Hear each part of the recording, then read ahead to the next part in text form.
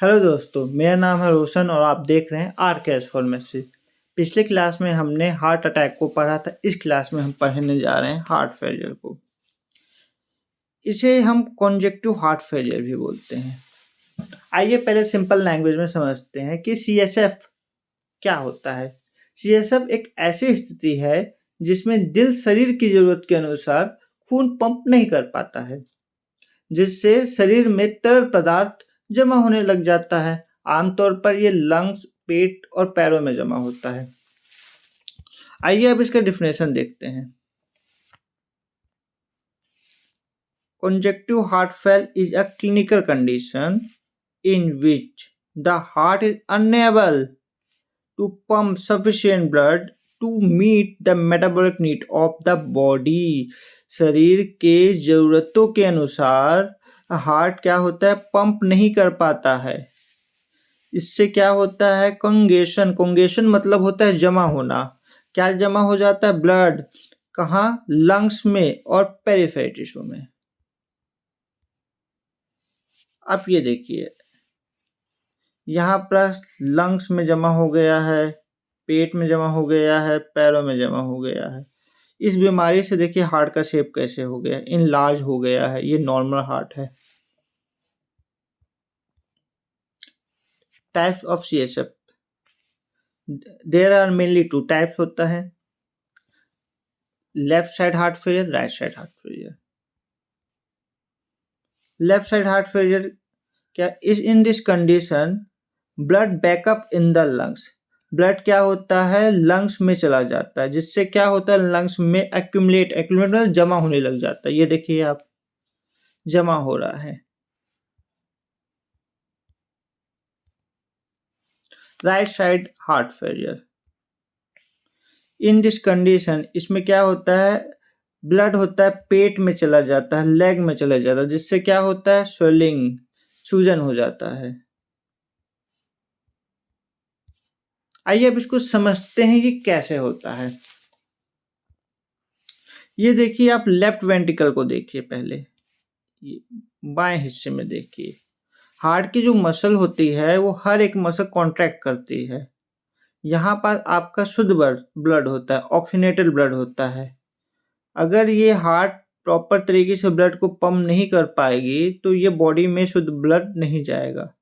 इसके बावजूद क्या होता है, ये ब्लड आपके लंग्स में चला जाता है। ये कैसे होता है, मान लो आपने पानी चालू किया है, मोटर चालू किया है और आपको टंकी में पानी भरना है। अगर मोटर ही वीक हो जाएगा तो क्या होगा, पानी लीक होने लग जाएगा, ऊपर तो चढ़ेगा नहीं। वैसे ही होता है, ये पीछे के साइड चले जाता है। और अगर राइट साइड फेलियर होगा तो क्या होगा, ब्लड इधर जाने के बजाय इधर वापस चला आएगा, जिसमें पैर में, पेट में सूजन हो जाएगा। ये देखिए, अगर left ventricle left side fail हुआ है तो लेफ्ट वेंट्रिकल से लंग्स में जा रहा है, एल से एल। राइट वेंट्रिकल फेल हुआ है तो बॉडी में चला जाता है। इसका सिम्टम देखते हैं, इसके लक्षण क्या क्या होगा। अगर आप बताइए, अगर फेफड़ों में अगर चला जाएगा ब्लड तो क्या होगा, आपको शॉर्टनेस ऑफ ब्रेथ, सांस लेने में दिक्कत होगा, आपको कफ होगा। ऑक्सीजन ही हमें एनर्जी देती है और अच्छे से हमारा हार्ट और लंग्स काम नहीं कर रहा होगा तो आप थक जाओगे, फटीग, वीकनेस, कमजोरी आ जाएगी आप में। अगर वही ब्लड आपके पेट में चला गया, लेग में चला गया तो क्या होगा, आपको स्वेलिंग, सूजन होगा, वेट गेन, आपका वजन बढ़ेगा, फ्लूइड रिटेंशन, पानी जमा होने से। रैपिड हार्ट बीट, आपका हार्ट भी बढ़ जाएगा।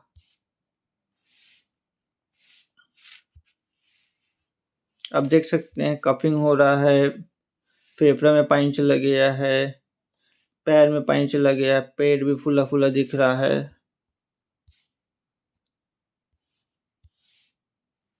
इथियोलॉजी ऑफ, इसके कारण क्या क्या हो सकते हैं। सबसे पहले हाइपरटेंशन, उच्च रक्तचाप, myocardial infarction, heart attack, ischaemia heart disease, valvular heart disease. Other भी कंडीशन होते हैं जैसे कि आपको डायबिटीज हो, थायराइड हो, किडनी डिसीज हो।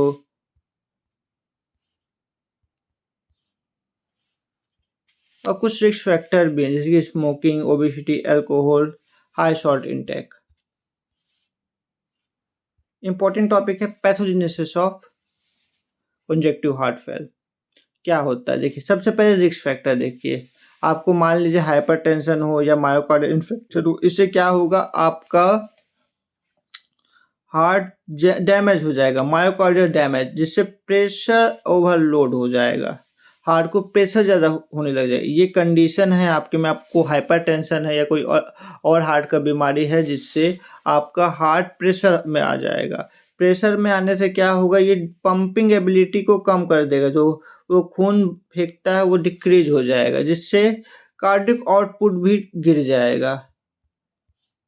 जिससे क्या होगा, जब कार्डियक आउटपुट ही गिर जाएगा तो बॉडी को क्या क्या चाहिए, बॉडी को तो ऑक्सीजन चाहिए, हार्ट काम नहीं कर रहा है तो बॉडी तो जिंदा रहने की मांगेगी, इसलिए ये एक्टिवेट कर देता है कॉम्प्रहेंसेंट्री मैकेनिज्म। क्या एक्टिवेट करेगा, रास सिम्पथेटिक नर्वस सिस्टम। आपने हाइपरटेंशन में इसको अच्छे से पढ़ा है।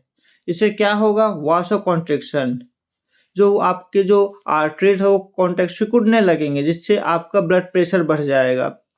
सोडियम एंड वाटर का रिटेंशन हो जाएगा, फिर से आपके बॉडी में वाटर की मात्रा ज़्यादा हो जाएगा, जिससे ब्लड वॉल्यूम बढ़ जाएगा, प्रीलोड बढ़ जाएगा।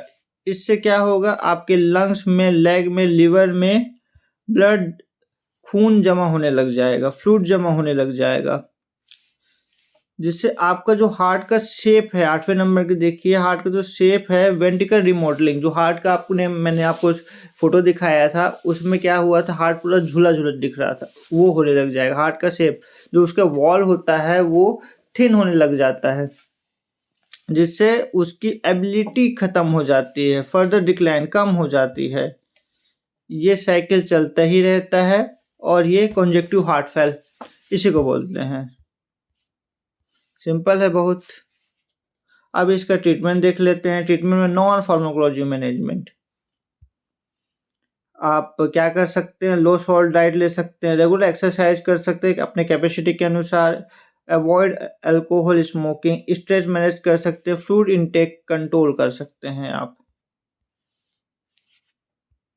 इसके ट्रीटमेंट देखते हैं। सबसे पहले आपको डायरेटिक्स फर्स्ट लाइन सिम्टम में देते हैं, जैसे ही लक्षण हुआ वैसे डायरेटिक्स देते हैं। फ्लूसेमाइड, टोरसेमाइड, ये क्या करता है, ये एक्सेस सोडियम वाटर को निकालता है, जिससे एडिमा कम होता है। एडिमा मतलब सूजन कम होता है। एसीई इनहिबिटर, एआरबी ब्लॉकर, एनाफिल एग्जांपल है रैमफिल, लोसर्टन वर्सटन। ये क्या करेगा, रिड्यूस करेगा प्रीलोड को, आफ्टर लोड को, डिक्रीज करेगा कार्डियक रिमॉडलिंग, डिसीज प्रोग्रेस और इम्प्रूव करेगा सर्वाइवल। इसका मतलब क्या होता है समझ लेते हैं। ये सब आपको हाइपरटेंशन में पढ़ा चुका हूँ, इसलिए जल्दी जल्दी पढ़ा रहा हूँ आपको मैं।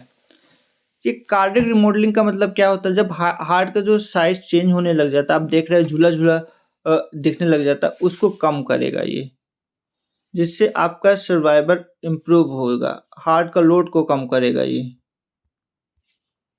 बीटा ब्लॉकर, मेटोप्रोलोल, कार्वेडिलोल, ये क्या करे, हार्ट रेट को कम करे, ऑक्सीजन डिमांड कम होगा और एसएनएस ओवर एक्टिव कंट्रोल करेगा। सिम्पैथेटिक नर्वस सिस्टम को भी कंट्रोल करता है। एड्रोस्टोन एंटागोनिस्ट, स्पेरोनोलेक्टोन, इप्लिडोन, ये क्या करेगा, सोडियम वाटर रिटेंशन को कम करेगा और साथ में फाइब्रोसिस और रिमॉडलिंग को भी कंट्रोल करेगा।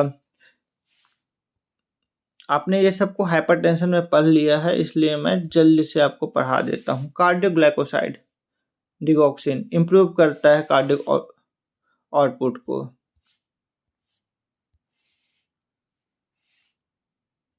आगे डायग्नोसिस देख लेते हैं। चेस्ट एक्सरे कर सकते हो, ईसीजी कर सकते, इको करवा सकते हो, ब्लड टेस्ट कर सकते हो और सीटी स्कैन, एमआरआई भी करा सकते हो।